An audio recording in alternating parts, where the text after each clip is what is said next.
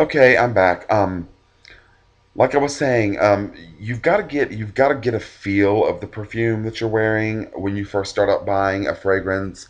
My suggestion to you would be is to go to the department store and just look around at some fragrances. Pick out a couple that you've heard about, or either somebody else wears, or you've seen a television commercial for, or whatever, and get a sample of it. Ask them for a sample of it. Try it out for a couple days.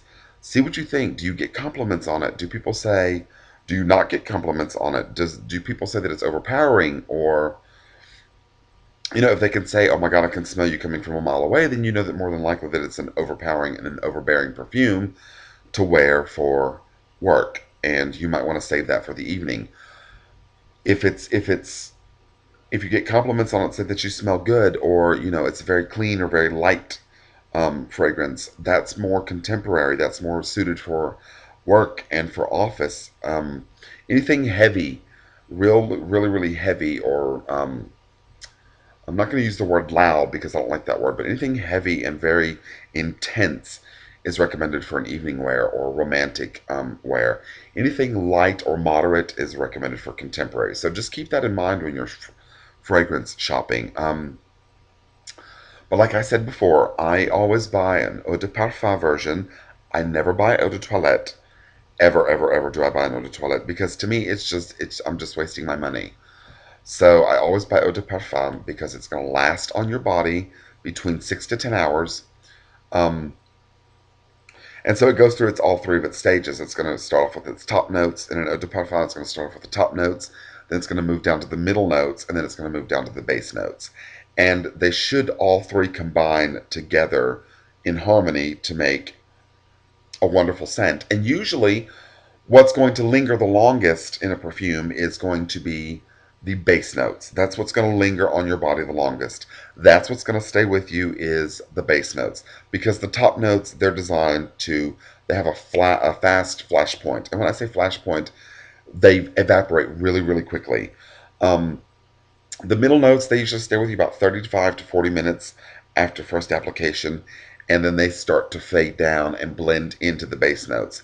And then the base notes is what remains in a fragrance on your body. So keep that in mind when you first smell something out of the bottle or when you first smell it onto a card. Um, when you spray a fragrance onto a card, it reacts differently than it does on your skin because that card doesn't have any oils, any natural oils of your skin. It doesn't have any natural pH or alkali that's in your body to react with those base notes or top notes and middle notes and the ingredients that are in a perfume to make it dry down like it's supposed to. So you may smell more of the top notes on the card than you will on your body. So keep that in mind when you're shopping for fragrances as well, that it's going to smell different on your body than it is on that card because that card doesn't have any pH or any alkali or any natural oils of your body. So that's going to be the number one thing. The number two thing is going to be whether or not you smoke. If you smoke, then a fragrance is not going to last as long on your body. Um, the scent life is going to be shortened probably by about an hour. So, because tobacco has a tendency to overpower, and it's a very very strong leaf. It's a very strong herb, so it does have a tendency to overpower, especially when it's dry and lit and it is burning. Um, so that's one thing if you smoke. If you sweat or perspire a lot, then that fragrance tends to wash off your skin. And like anything, when you shower or when you wash your hands after you put on body lotion or soap or whatever it is, and you rinse your hands throughout the day and you don't use soap or whatever, that fragrance is gone. Same thing with a perfume. When your body sweats, it washes the perfume off. So that's the three things that keep a fragrance from lasting its longest. And really, there's nobody out there that does not perspire. I don't care who you are. Especially in the summertime. If you live in the South, like I do, when the humidity is really, really high, and you can walk out that door and just be pouring sweat. So usually what I do is in the summertime, I will very, very lightly apply my fragrance. And usually I will not put it anywhere on my skin. I'll put it on my clothing. because your clothing, it gets into the fibers of your clothing and it stays. So remember that too when you purchase a perfume. If you're going to wear it in the summertime, don't put it on your skin. Try to get it off. Try not to get it on your skin. Keep it on your clothing because it's going to stay with you longer. Because if you put it on your skin, you're defeating the purpose.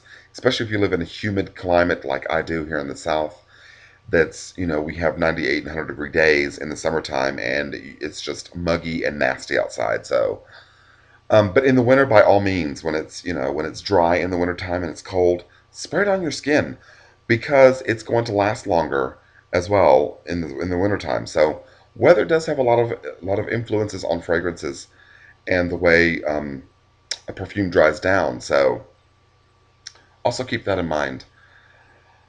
Um, but yeah, I think I've covered everything that needs to covered. And fragrance prices range from a very, very broad range. They can start up at $45 and go all the way up to $300. So it just depends on what design house you buy from, what version you're buying, whether you're buying eau de toilette, eau de parfum, or parfum. It depends. Um, Another thing, most of your big design houses like Chanel, Yves Saint Laurent, Christian Dior, um, what else? Dolce and Gabbana, Fendi, Gucci, whatever. They don't have body splashes or body mists. They usually have a parfum, eau de parfum, and eau de toilette. So those are the three that you've got a choice of. And so yeah, remember that as well too when you're shopping for a fragrance.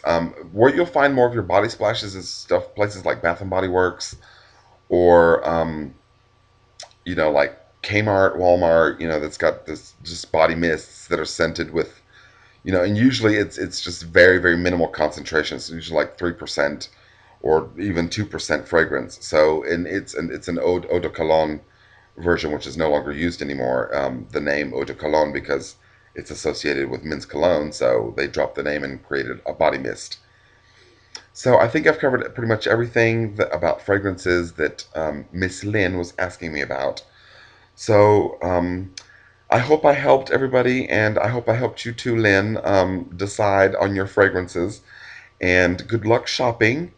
And if you need any more assistance, just let me know. I'll be more than happy to help you. And I've got more fragrance reviews coming up, as well as makeup tutorials. So stay tuned for that because it's going to be wonderful, and I plan on making tons and tons of videos. So there you have it. There's my expertise on perfumes and fragrances.